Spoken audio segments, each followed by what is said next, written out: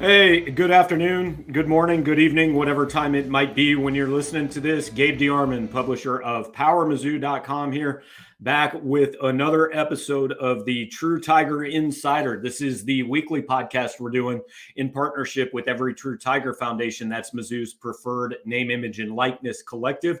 Every week we bring on a different Mizzou athlete, just let you guys get to know a little bit more about their story, about who they are as people off the field, and obviously talk a little bit about their sport. We've had football, basketball, gymnastics, kind of trying to jump around to a bunch of different places. We will get to our guest this week here in just a minute, but want to remind you guys, information about ETTF is going to be scrolling across the bottom of the screen as you watch this. You can go to everytruetiger.org. You can donate that way. If you are a subscriber to powermizzou.com, on our message board, we have pinned a message with instructions how to donate to our specific collective within ETTF. At last check, that's nearing about $85,000 that is going to Mizzou athletes as a way for them to kind of capitalize on what they've done in their college careers. So we encourage you to check out ETTF, any of the different ways you can. Again, if you're listening on a podcast and you can't see what's going across the bottom of the screen, just go to everytruetiger.org and you'll be able to figure out how to donate. So I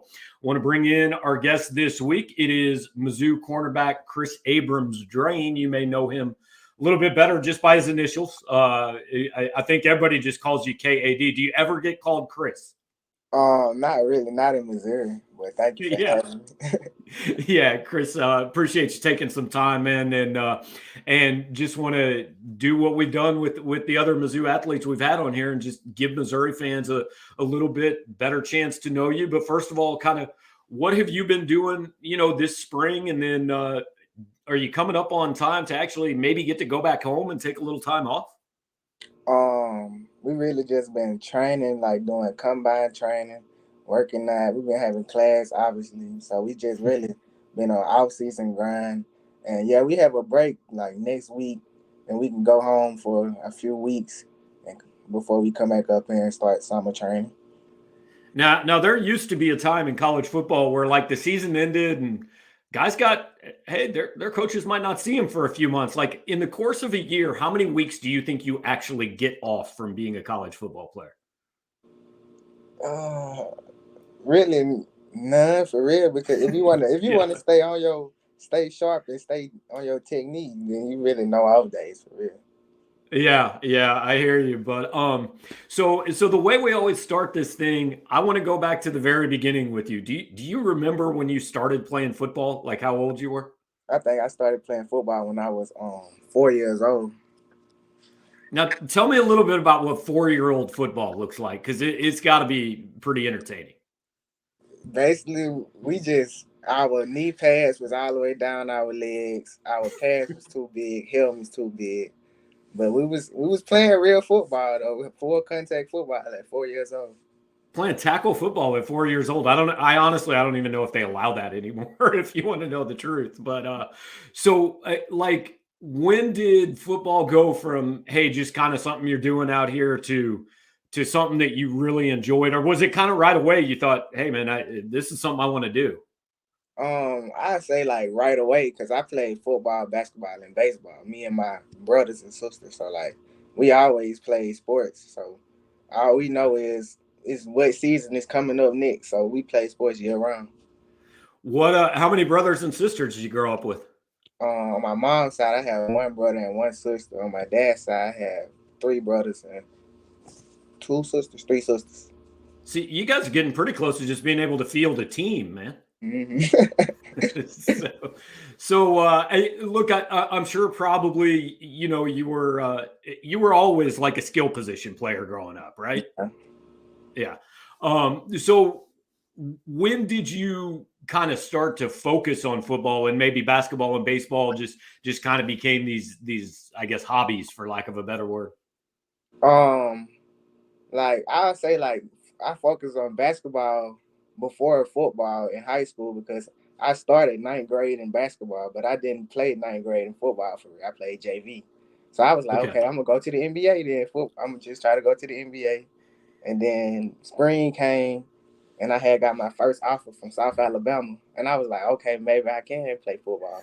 And Florida offered me like the next day, and I ain't even played a snap yet in varsity. So I was like, okay, maybe I can play football. Wow. Yeah, that's crazy. So here's what I figured out. Every football player wants to be a basketball player. Yeah, Like every football player says, I go to the rec and I play, and I could play college basketball if I wanted to. that's what everybody say, but you gotta have skills to play college basketball. So you got offers your freshman year in high school before you had played varsity football. Like explain to the fans who maybe aren't super familiar with the recruiting process, like how's that happen? Are these schools coming through looking at other guys, older guys at your school, and your coaches tell them about you, or what? It was like we'll have spring practice, so like coaches will come watch us practice and stuff, but they'll go for other people. But I don't think they knew I was good at football yet, for real. Like I just had to get, I guess, used to it. I came from Mobile to Spanish Fort, so like it's like 30 minutes across a bridge. So like it was a new environment for me. So I really tried to get used to it. But they was going there to watch one of my teammates, and they was like, who is this guy? Like we want to offer him. And that's where it started from. What's that like? I mean, when you're 14, 15 years old and your coach tells you, hey, Florida just offered you a football scholarship. I mean, do you remember kind of what your reaction was? I was like, I'm going to Florida right now. I'm going to Florida. I was like, I want to go to. I just told my mom, like, I really didn't understand. I just knew they offered me a scholarship. Like, I didn't know what all comes with a scholarship. I just knew they offered me a scholarship, and I was happy. Yeah. So then when did it kind of, I mean, right after Florida offers, is that, because I know how recruiting works. Like if one major school offers you, then everybody's like, hey, we're missing something. We got to jump in on this. I mean, did it really pick up right after that, or was it kind of a little bit later on when you actually started playing varsity ball? It really, I think it picked up after that because I ended up committed to LSU my freshman year. Like, before, Really? like during the season, I committed to LSU. So, but my teammates like DJ James, he was in class before me, so I used to go on visits and stuff. He used to let me go with him and let me see like experience and stuff. So I thank him for that too. So that's interesting because, like, obviously now, hey, you've been in college ball for 3 years. Like, looking back, you understand everything about the recruiting process. When you're a freshman in high school, did you really know what it meant that you were committing to LSU? Like, were you familiar with it all then? Not really. I just knew what I seen on YouTube, what I seen on TV. Like if I knew somebody that from my city or something that went to college, I asked them. Like I really didn't know like what all you had to qualify. Like I didn't know all everything you had to do. Yeah. So I know that at times in high school, I'm pretty sure you played quarterback. Was that your main thing, or were you kind of moving all over? Like in high school, in middle school, my 8th grade year, I played quarterback in middle school. So in high school, I was just like, all right, I'm gonna keep playing quarterback. Then I played quarterback for JV. But we already had a quarterback. He actually went here, Jack Samson. He was a walk on. Oh, But okay. yeah, then I moved to receiver. Then I was always backup quarterback, but like receiver, I like the receiver better.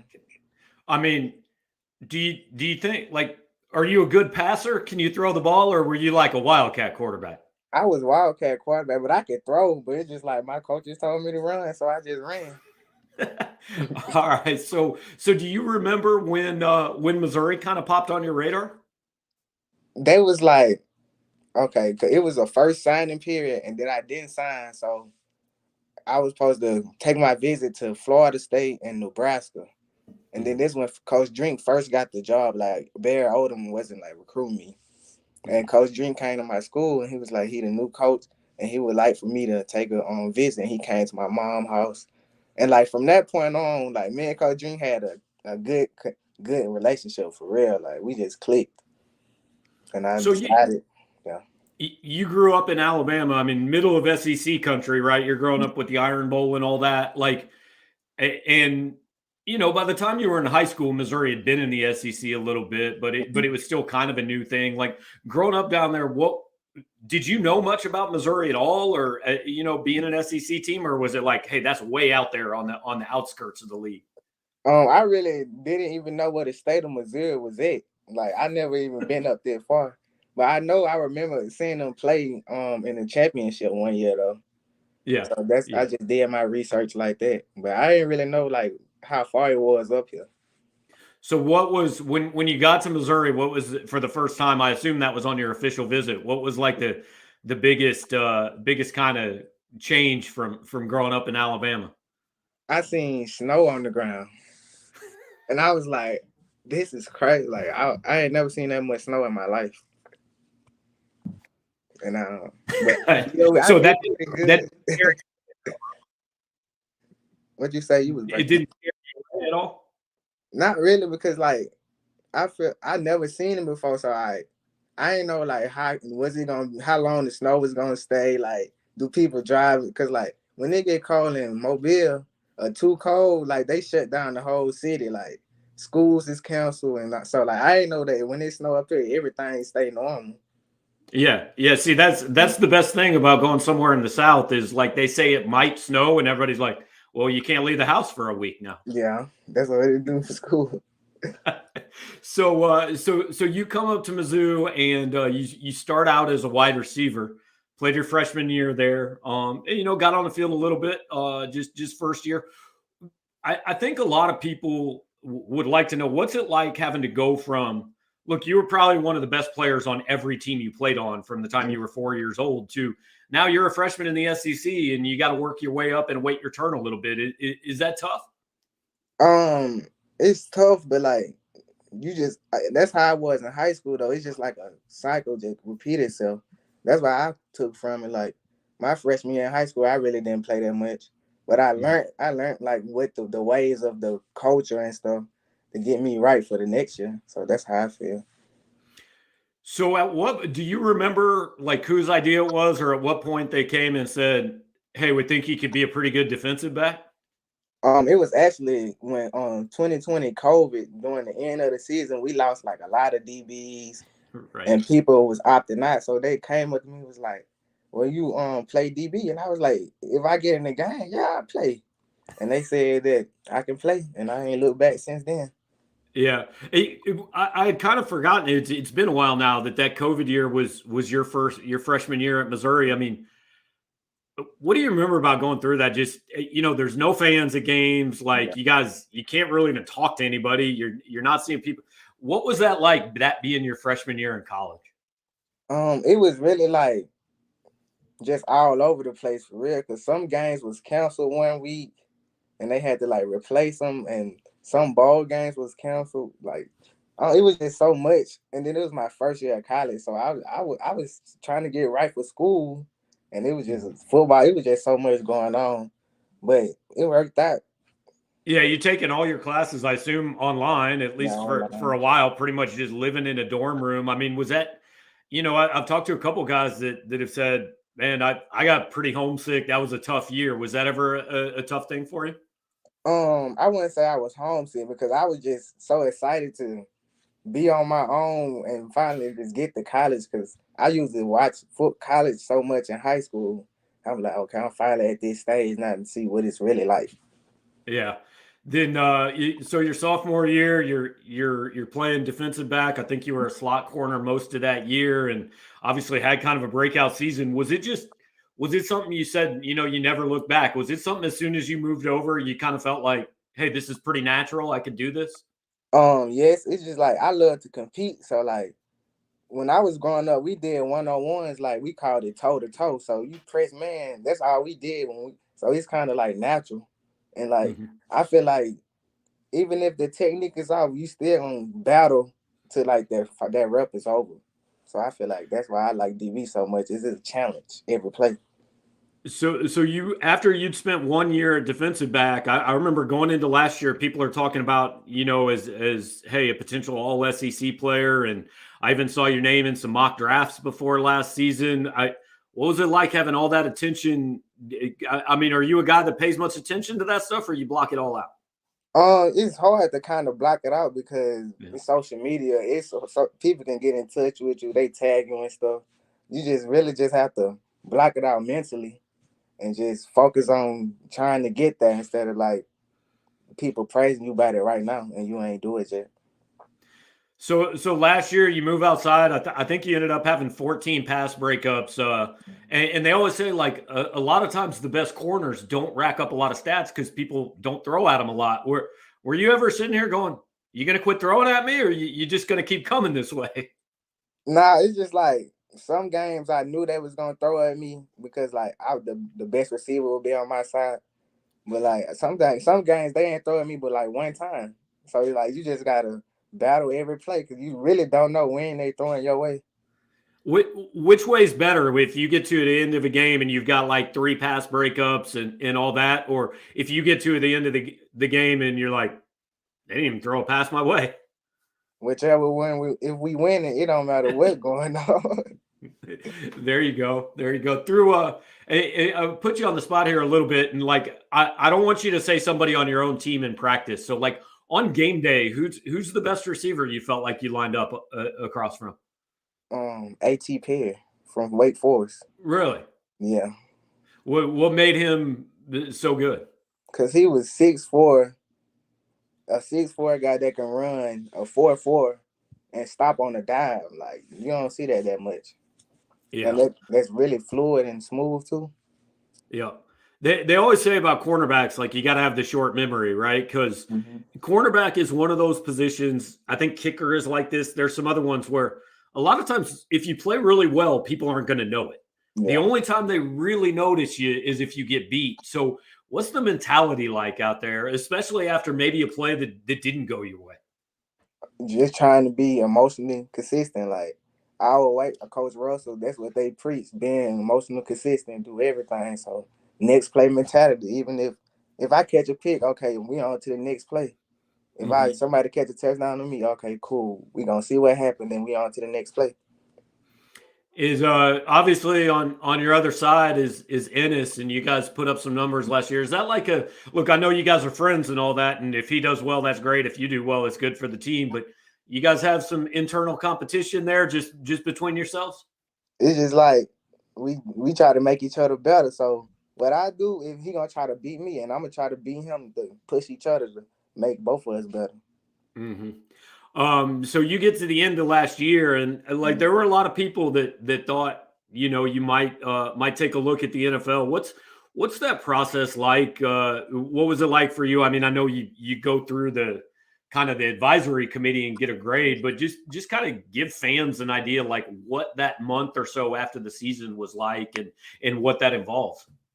It's really like you just have to really find like what you want to do personally and talk to your closest people in your like family to see like what they think best for you, and then just see both sides of the story because it's both sides. It's like a part when I can fall in the draft, or a part I can't get drafted, or I can come back to school and develop and get my degree too. So that's the way I chose. My mom wanted me to get my degree, so I'm doing it for her. Okay. Is so you on track to probably get that next year? Yeah, I am. Okay.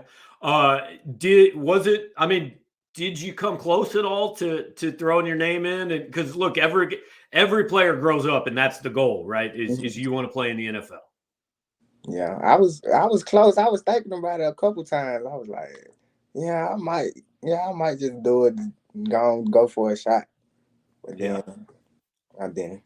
Obviously, it was just I actually went up there for a couple days last weekend. It was in Kansas City. Were you watching and kind of thinking, hey, a year from now, like that could be you? Yeah, I was watching it. I think I watched the whole draft for real, all rounds. But yeah, I was just seeing some guys I know. I was like, their dream came true. My time coming up next. Yeah. One of the things that look is probably keeping guys in school a little bit longer than maybe you would have in the past is the whole thing with name, image, and likeness. And we're working with Every True Tiger Foundation on this podcast. And so kind of just wanted to ask you, not necessarily if that was, the reason you came back or anything, but just throughout this year or two now that you've been able to do this, like how big a deal is NIL for guys in your situation, and what kind of things has it given you a chance to do? I think NIL is a big thing for like student athletes because they help them learn how to manage money before they even get to the big money. So if you can't manage the small amount, then what you gonna need help managing the big amount. But like it really helps for athletes that don't come for much, like help their family pay bills or something. Like I have a son, he's finna turn 3 soon, and they help me with his daycare, taking care of him. And babies are expensive, so I appreciate it, everything. No question, man. Does your son then, does he live with you here in Columbia full time? No, he don't live with me full time, but I'm working on Okay. it. Okay. I got you. What's that like, man? Trying to balance, hey, you're going to school, you're playing Mhm. football, you got all this stuff going on, and you're responsible for a 3-year-old. I imagine that takes up a lot of your time. Yeah, it really do. That's why I always every break I get, I gotta go. I'm going right to him, spend time because time you can't make up for time, so you just gotta spend the time to do the right thing. I'm trying to do the right thing so he can have someone to look up to, Mhm. and I can tell him about everything I did so he can learn about it. I know your teammate in the backfield last year, Joseph Charleston. His kid kind of became a celebrity for a couple weeks. Like that's what Yeah, you got to do, man. You got to have a really good good game and boy. then get him up to the podium with you. Yeah, that's on my plan. There you go. So you're back for this year. I mean, I've got to imagine that everybody on this team is looking at this like, hey, this is a big year for this program and try not just for you personally, but for this team to kind of take a step forward. Is that something that's really been on your guys' mind since the Wake Forest game? Yes, when everybody was decided to come back as a defense, I'm speaking for defense only, but like we was like, we seen what we did last year, but now we got to take it to a whole nother level and bring everybody, special teams, offense. We all got to be at our best, and we practice like it. And it started off good in the spring. hmm Did you guys? Did a lot of you guys kind of talk together throughout that process? Because like Hopper could have probably gone pro. You could have. I know Ennis. You kind of thought about it a little bit. Did Darius could have left? Did you guys all talk to each other and say, "Hey, let's kind of do this," or do you all make your own decision? I feel like we all made our own decision at the end of the day, but we all considered like each other's opinion. Like he was like, okay, so if Hop coming back and it's coming back, then all right, I'm coming back too. Then so we Yeah, can start end it off special. and like that's a big deal to have guys who have already played together, right? Because I'm sure you kind of have an idea like what JC is going to do, where he's going to be, where Ennis is going to be. That's got to be helpful, right? Doesn't it? Yeah, it is team chemistry. Like that's the best thing you can have. Like even if everybody wrong, everybody right. There you That's go. what we say. If everybody wrong, everybody right. So knowing I There know you what go. most of the time I know what JC thinking before I even look back at him for real. So like that's how I don't know. That's just the connection we all got together. Okay. So what do you got planned for a little time off before you got to come back for summer workouts? You just gonna hang out with your son, or you got big plans? I'm going to hang out with my son, but I'm gonna go work out too. Okay. See, that I guess that's what it takes to get to the NFL. On vacation, you just work out, right? Got to stay sharp. Do you have you set any goals for yourself for next year yet, or is that something you kind of wait till you get back and really get into next season mode?